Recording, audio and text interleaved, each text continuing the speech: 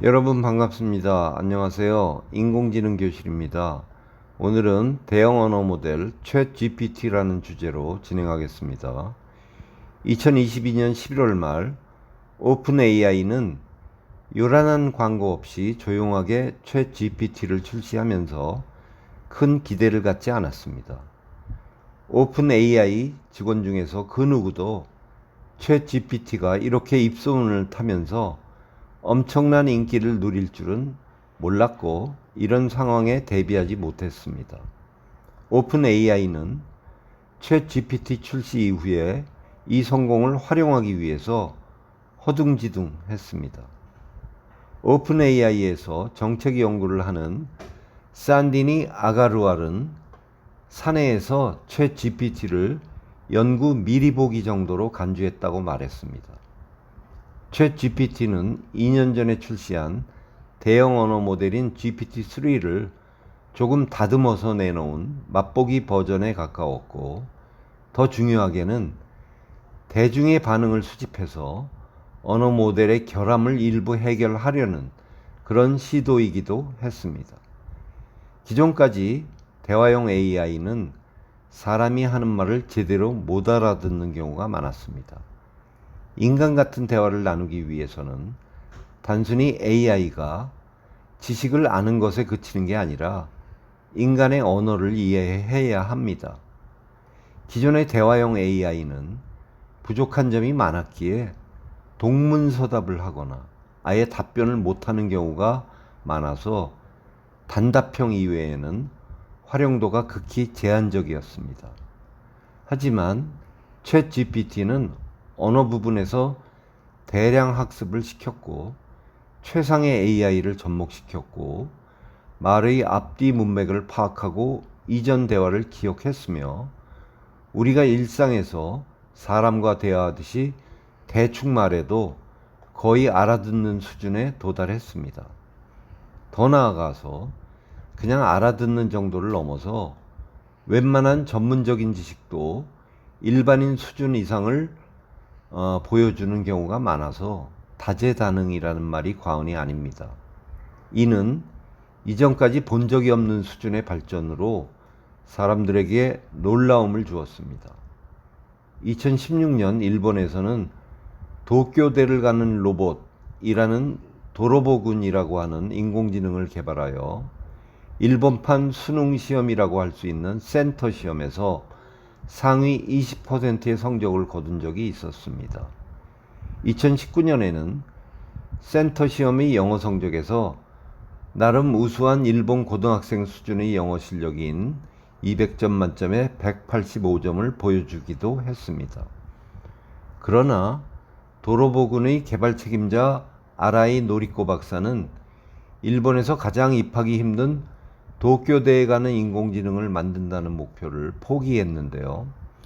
이것은 딥러닝에 기반한 3세대 인공지능의 논리 구조 그 자체가 가지고 있는 한계 때문에 아무리 더 많은 시간을 투입한다고 하더라도 그 한계를 넘을 수 없다는 것이 박사의 생각이었습니다.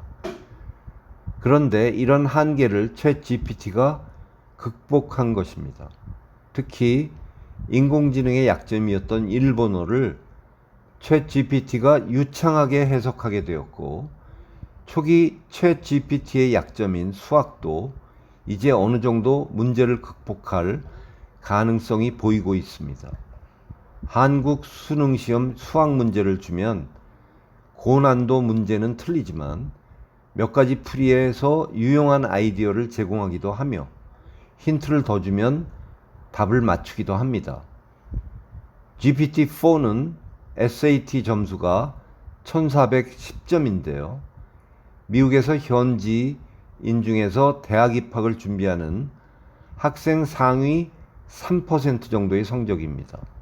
또한 시, 소설, 입사지원서, 수필과 같은 창작의 영역도 일정 수준 이상의 능력을 보여주는 것은 물론이고 전문 데이터 학습을 통해서 코딩 작성, 변호사, 의사들의 전문 영역까지 신뢰도가 높은 답변을 보이면서 그 활용성도 무궁무진합니다.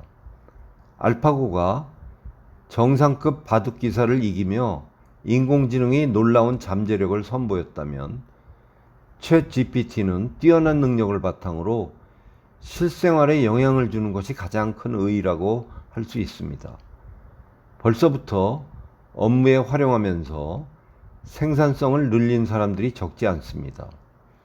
대형 언어 모델 기반 인공지능의 발전이 긍정적인 영향을 미치는 것과 동시에 일부 수행 능력에서는 인간의 수준을 뛰어넘는 하기 때문에 향후 인공지능에 의해서 직업을 잃게 될 미래가 더 가까워졌다는 평가도 있습니다. 새로 나온 GPT-4 버전은 의사, 변호사와 같은 전문직 시험 테스트에서 상위 10% 수준의 답을 내놓으면서 인간의 능력을 점점 뛰어넘고 있습니다.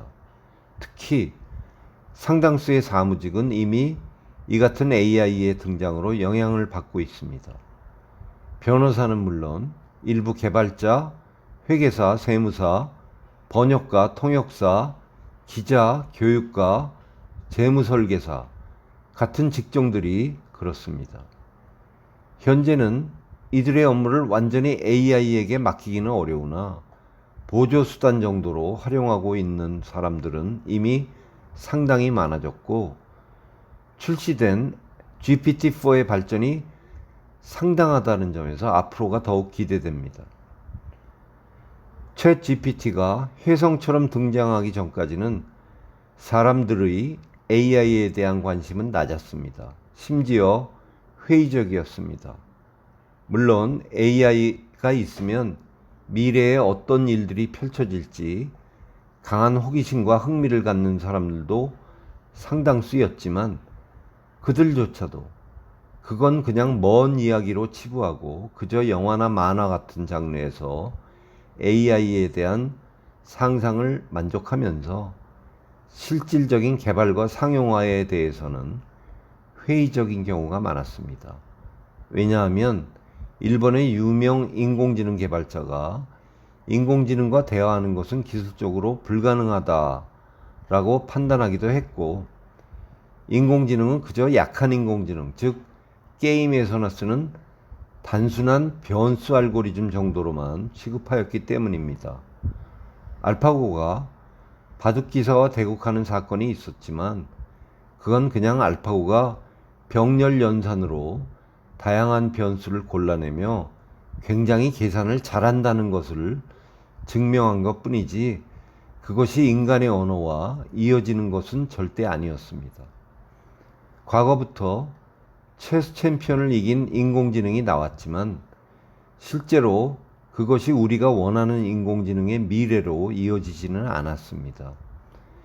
당시만 해도 챗봇 같은 인공지능은 당연히 대화를 제대로 할 수 없는 상태였기 때문에 그저 대화용 장난감으로 취급했습니다.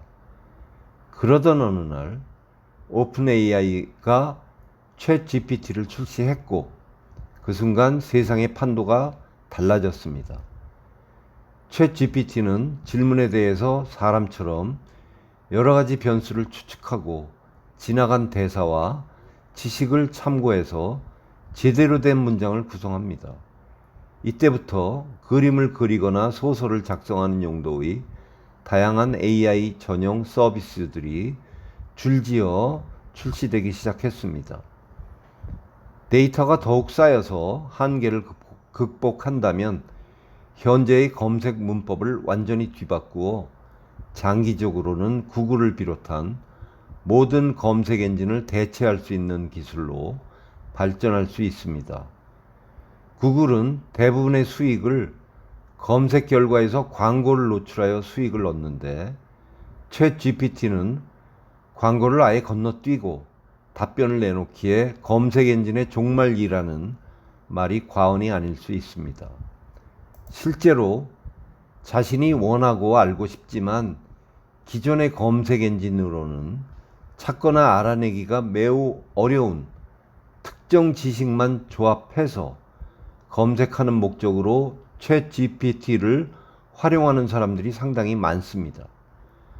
과거에 10억 달러를 투자했던 마이크로소프트가 아예 2023년 1월 오픈 AI에게 100억 달러를 투자하고 파트너십을 맺었을 정도이며 구글을 향해서 이제부터 전쟁이 시작됐다라고 선전포고를 하면서 구글의 발등에 불이 떨어졌습니다.